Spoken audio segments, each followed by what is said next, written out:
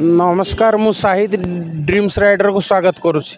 आज आम अच्छु 149 नंबर जातीय राजपथ बाईपास छक ठारे। बाईपास छक हूँ मुख्य रास्ता। ये 4 छक अच्छी किंतु एठिका रास्ता अवस्था देखु कौ भाया।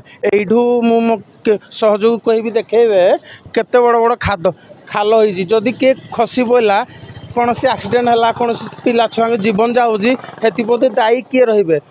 एनएच कर्तृपक्ष कहला से किसी शुणवे नाराज किए आसिले कहले देखीदे चलीगले से मझे बहुत बड़ से तो आगे बहुत बड़ खाल हो गाड़ी बारंबार से टार फाटुची बेचारा 100 राजी कोटी कोटी यू तालचेर जाऊँगी किंतु दीप तल अंधार कह क्या शुणव किए किंतु ये लोक मानवा को राजी ना। रास्ता एकदम पूरा खाल एते जे मोटरसाइकिल जाई पारनी लोक तो जीवा दूर कथा कदापि एते पानी जे टोटली किछि जाउने। एई बली रोड रो अवस्था थिले ट्रक एक्सीडेंट होबो ना नै। एई परिया रोड जदि थिबो एक्सीडेंट सुनिश्चित हबो एथिरे तिले मात्र संदेह नाही।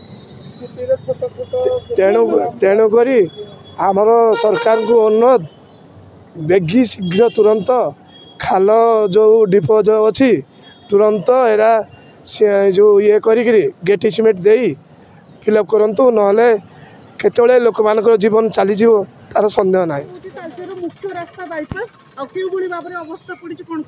रास्ता तो सदा बड़े ये अवस्था पड़ी प्रशासन को कि जहाँ को कहले कि शुणुना जो अवस्था बर्तमान पड़ी निश्चिंत माने विपद को डाकिवा सहित सामान आउ समस्ते आखिरे देखुं समस्ते पे जावासिया कर कौन यार प्रतिराक माने कौन सब समाधान किसी बाट गोटे फिटुन जो भाया खाल जो भाया डिप हो लोक विपद को डाक सहित सामान तेणु आम तालचेरवासी हिसाब से समस्त को प्रशासन को रिक्वेस्ट कर प्रति आखि देले तालचेरवासी खुशी। छकर दृश्य कौ भाया ये ट्राफिक भाई माने बहुत हैरान हो सारे लोक तथापि जाम लगुच किंतु सरकार को किसी निद भांगुनी।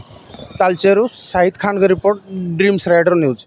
ड्रीम्स राइडर सब समय रे आपणक सेवारे धन्यवाद।